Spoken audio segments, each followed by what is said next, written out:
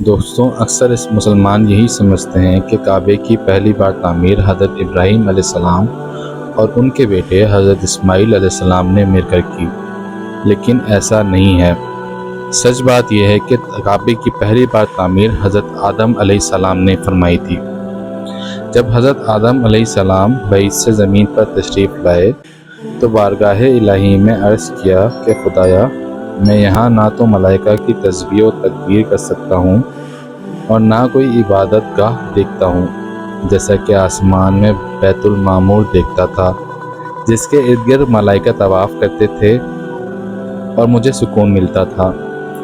جواب الہی آیا کہ جاؤ، جہاں ہم نشان بتائیں وہاں کعبہ بنا کر اس کے ارد گرد طواف بھی کر لو اور اس کی طرف نماز بھی ادا کر لیا کرو، یعنی اس کی طرف رخ کر کر نماز پڑھ لیا کرو۔ حضرت جبرائیل علیہ السلام ان کی رہبری کے لیے ان کے ساتھ چل پڑے اور انہیں وہاں لائے جہاں سے زمین بنی تھی، یعنی جس جگہ پر جھاگ پیدا ہوا تھا، اور پھر وہی جھاگ پھیل کر پوری زمین کی تعمیر کی وجہ بنا۔ حضرت جبرائیل علیہ السلام نے اپنا پر مار کر 7ویں زمین تک بنیاد ڈال دی، جسے ملائکہ نے 5 پہاڑوں کے پتھروں سے بھرا اور ایک مضبوط بنیاد میں بدل دیا۔ بنیاد بھر کر نشان کے لیے چاروں طرف کی دیواریں اٹھا دی گئیں۔ اس طرف حضرت آدم علیہ السلام نماز پڑھتے رہے اور اس کا طواف بھی کرتے رہے۔ طوفان نوح تک کعبہ اسی حالت میں رہا۔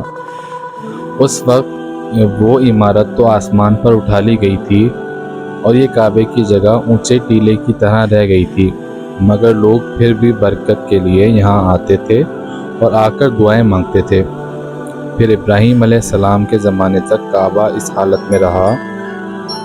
جب حضرت اسماعیل و ہاجرہ اس میدان میں آ کر ٹھہرے اور ان کی وجہ سے یہاں کچھ آبادی ہو گئی، تب حضرت ہاجرہ کے انتقال کے بعد حضرت ابراہیم علیہ السلام کو حکم ہوا کہ اسماعیل علیہ السلام کو ساتھ لے کر یہاں عمارت کعبہ بنائیں۔ اس کی نشانی اس طرح فرمائی گئی کہ ایک بادل کا ٹکڑا بھیجا گیا تاکہ ان کے سائے سے کعبے کی حد مقرر کر لی جائے۔ حضرت جبریل نے اس سائے کی مقدار خط کھینچا، یعنی لکیریں کھینچی، اور ابراہیم علیہ السلام نے اس کو اس حد تک کھودا کہ وہ بنیادیں نظر آنے لگیں جو حضرت آدم علیہ السلام نے ڈالی تھیں، اور انہی بنیادوں پر کعبہ دوبارہ سے تعمیر کیا گیا۔ حضرت ابراہیم علیہ السلام نے جس کعبے کی تعمیر کی تھی وہ چوکور نہیں تھا، اس کعبے کی شکل مستطیل تھی، اور اس کعبے کے 2 دروازے تھے، یعنی ایک داخلی دروازہ اور ایک خروج کا دروازہ، یعنی نکلنے کا دروازہ۔ اس کعبے کی تعمیر کے لیے 3 پہاڑوں کے پتھروں کو استعمال کیا گیا۔ حضرت آدم علیہ السلام کے بعد حضرت ابراہیم علیہ السلام نے ہی یہاں دوبارہ کعبے کی تعمیر کی، اس سے پہلے یا اس کے درمیان کسی نے بھی کعبے کی تعمیر نہیں کی۔ لیکن حضرت ابراہیم علیہ السلام کے بعد کئی دفعہ اس کی تعمیر و مرمت ہوئی اور اس میں حالات کی وجہ سے کچھ تبدیلیاں بھی ہوئیں۔ دنیا میں کوئی ایسی جگہ نہیں ہے جو خانہ کعبہ کی طرح مقدس اور مرکزی حیثیت رکھتی ہو۔ یہ سعودی عرب میں وادی حجاز میں واقع ہے۔ روزانہ ہزاروں افراد 24 گھنٹے خانہ کعبہ کا طواف کرتے رہتے ہیں۔ خانہ کعبہ کی مقدس تصاویر لاکھوں گھروں کی زینت ہے اور کروڑوں مسلمان اس مقام کو اپنا قبلہ تسلیم کرتے ہیں۔ اس کی جانب رخ کر کے 5 وقت کی نماز ادا کرتے ہیں۔ خانہ کعبہ کئی مرتبہ تعمیر ہو چکا ہے۔ خانہ کعبہ جس طرح آج ہمیں نظر آتا ہے، یہ ویسا نہیں تھا جو حضرت ابراہیم علیہ السلام اور حضرت اسماعیل علیہ السلام کے دور میں تعمیر ہوا تھا، جیسا کہ ہم آپ کو پہلے ہی بتا چکے ہیں۔ وقت کے ساتھ پیش آنے والی قدرتی آفات و حادثات کی وجہ سے اس کو دوبارہ تعمیر کرنے کی ضرورت پڑی۔ بے شک ہم سب جانتے ہیں کہ خانہ کعبہ کی دوبارہ تعمیر کا ایک بڑا حصہ حضور اکرم صلی اللہ علیہ وآلہ وسلم کی زندگی میں نبوت کے اعلان سے قبل ممکن ہو چکا تھا۔ یہ وہ وقت تھا جب حضور اکرم صلی اللہ علیہ وآلہ وسلم نے ایک بڑی خون ریزی کو اپنی دور اندیشی سے روکا تھا۔ ایک بڑے کپڑے میں حجر اسود کو رکھ کر ہر قبیلے کے سردار سے اٹھوایا تھا۔